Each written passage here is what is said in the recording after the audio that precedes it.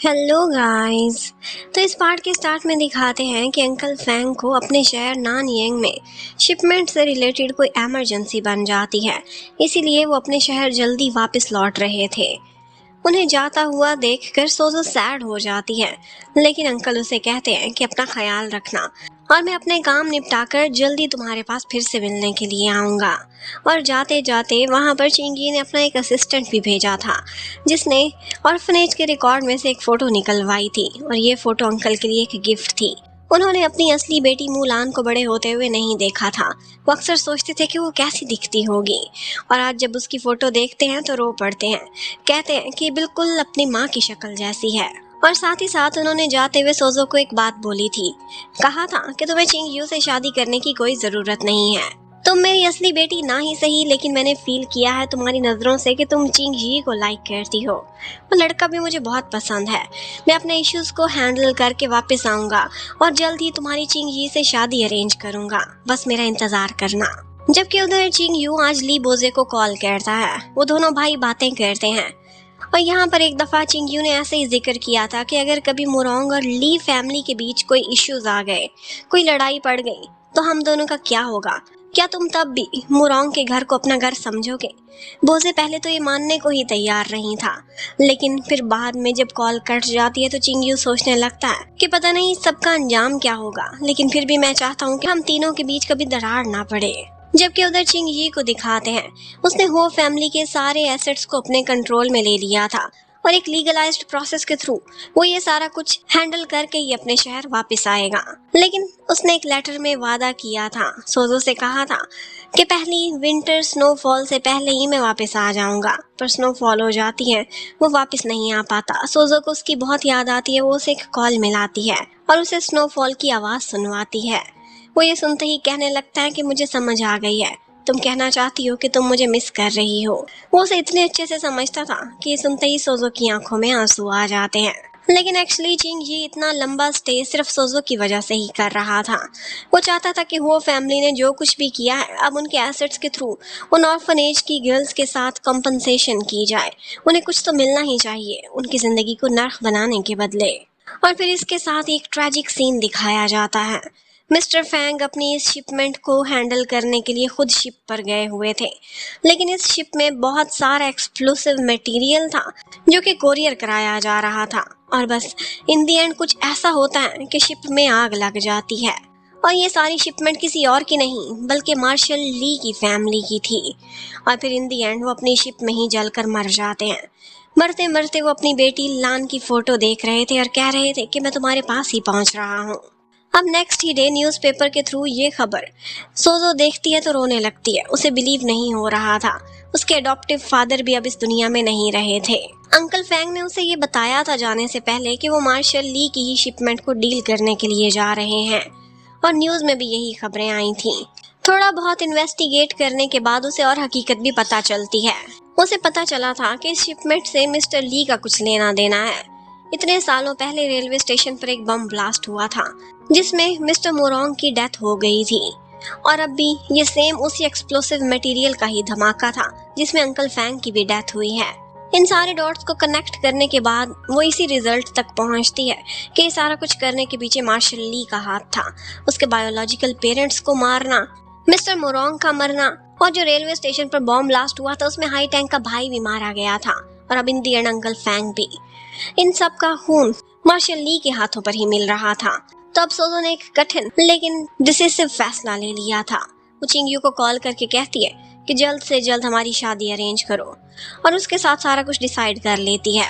उसने यही फैसला किया था कि ब्राइड की जगह कोई और जाएगी, और वो अपनी ही शादी की सेरेमनी में खड़े होकर मार्शल ली को गोली से ख़त्म कर देगी। और जब वो दोनों ये डिसाइड कर रहे थे तो उनकी ये सारी बातें पायलट ये भी सुन लेती है। उसे पता चल जाता है कि ये सिर्फ दिखावे की शादी है। उधर चिंगजी बहुत खुश दिखाई दे रहा था क्योंकि सारे एसेट्स को हैंडल करने के बाद अब वो वापस आ रहा होता है, और ये सफ़र भी बहुत लंबा था जिसे काट के वो 2-3 दिन में अब वापस घर पहुंचेगा। पर उसे खुशी थी कि वो फाइनली सोजो को देख पाएगा। सोजो उसे इतना मिस जो कर रही है, वो भी इतना ही बेचैन था। पर उधर घर पर वो जैसे ही पहुंचता है तो पता चलता है कि यहाँ तो शादी की तैयारियां चल रही हैं। उसे बहुत गुस्सा आता है वो जाकर सोजो से पूछता है कि किसकी शादी है, और इसके साथ ही उसे कार्ड्स दिख जाते हैं। चिंगयू और सोजो का नाम लिखा हुआ था। वो कहता है कि अगर मैं कुछ और दिन लेट हो जाता तो शायद मेरी मुलाकात सीधा अपने भतीजा या भतीजी से ही होती। वो कहता है मुझे लगता है इस सब के पीछे तुम्हारी कोई रीजन है, मुझसे मत छुपाओ, मुझे बता दो। लेकिन वो उसे कुछ भी नहीं बताती। वो उसे और किसी मुसीबत में डालना ही नहीं चाहती थी, तो उससे कहने लगती है कि तुमने जो कुछ भी किया था वो फैमिली के साथ, वो सिर्फ मुरोंग फैमिली की पावर्स की वजह से था। अब जैसा कि तुम्हें पता है कि अंकल फैंग भी इस दुनिया में नहीं है, फैंग फैमिली की पावर मेरी बैक पर नहीं है, तो मुझे मुरोंग फैमिली की पावर तो चाहिए ही सही, और असल पावर तो चिंगयू के पास है, इसीलिए मैं उसे चूज करती हूँ। वो उसका हाथ पकड़ता है और उसे कहने लगता है कि तुम ये सब क्यों कर रही हो। उसी समय उसकी मामा पहुंच जाती हैं और उन दोनों को इस तरह देखती हैं तो बस चिंगजी की तो शामत ही आ जाती है। वो उसे बहुत विप करती हैं। उन्होंने एक लीश उठाकर उसे बेदर्दी से मारा था। बेचारी की हालत खराब हो जाती है। वो उसे बार बार जानवर बोले जा रही थी। वो भी गुस्सा करता था। कहता है कि अगर मैं जानवर तो आपने एक जानवर को जन्म दिया, आप भी तो जानवर की माँ है। बेचारी सोजो को बहुत तकलीफ होती है, लेकिन चिंगयू भी तड़प उठता है। एक दफा तो मामा की जगह वही मार खा लेता है, उन्हें शांत कराता है और उसके बाद वो सोजो की तरफ पलटती है। उससे कह रही थी कि तुम्हारी शादी किसी से हो रही है और तुमने नजर किसी और भाई पर रखी हुई है, तुम्हें शर्म आनी चाहिए। लेकिन चिंगजी आगे बढ़ता है, अपनी मामा को साइड पर धक्का देता है ताकि वो सोजो पर हाथ ना उठा सके। मामा को ज्यादा गुस्सा इस बात से भी था कि उन्हें लगता था कि वो फैमिली का सारा पैसा उनका बेटा उनके पास लेकर आएगा, लेकिन उसने तो ऑर्फन बच्चियों को दिला दिया था। अब वो उसे घर से निकल जाने का ऑर्डर करती हैं। चिंगी वहां से जाने लगता है तो अपना जख्मी हाथ सोजो के आगे बढ़ाता है और कहता है क्यों ना हम दोनों इकट्ठे चले। लेकिन सोजो उसका साथ नहीं चुनती, उसकी अपनी ही मजबूरियां थी। इसके साथ ही हमें दिखाते हैं कि पायलट यी को बहुत अच्छे से पता था कि चिंगयू लाइक तो उसे ही करता है, लेकिन अपनी फैमिली रिस्पॉन्सिबिलिटीज की वजह से उसे फैंग मुलान से ही शादी करनी होगी। वो अपने पुराने दिनों को याद करती है जो उन दोनों ने इकट्ठे बिताए थे, और इसके साथ ही उसे एक पेपर प्लेन भी मिलता है जिसके ऊपर उन्होंने अपनी अपनी विशेष लिखी थी। और चिंगयू ने यही विश लिखी थी कि वो पायलट यी को हमेशा बुलंदियों में उड़ते हुए और खुश और सेफ देखना चाहता है। अब जैसा कि यी को सारा कुछ पता था तो वो सोजो के पास आती है और कहती है कि तुम्हें एक दुल्हन की तो जरूरत होगी जो डिस्प्ले करना है तुमने सबके सामने। वो ऑफर करती है कि वो दुल्हन मैं बन के चिंगयू के साथ चलना चाहती हूँ, और सोजो भी उसकी ये बात मान जाती है। बेशक नाटक में ही सही, दोनों प्यार करने वाले एक दफा दुल्हा और दुल्हन के रूप में तो आएंगे। उसके बाद चिंगी एक दफा घर आता है, अपने भाई की शादी की बधाई देता है और सबको कोई ना कोई गिफ्ट भी देता है।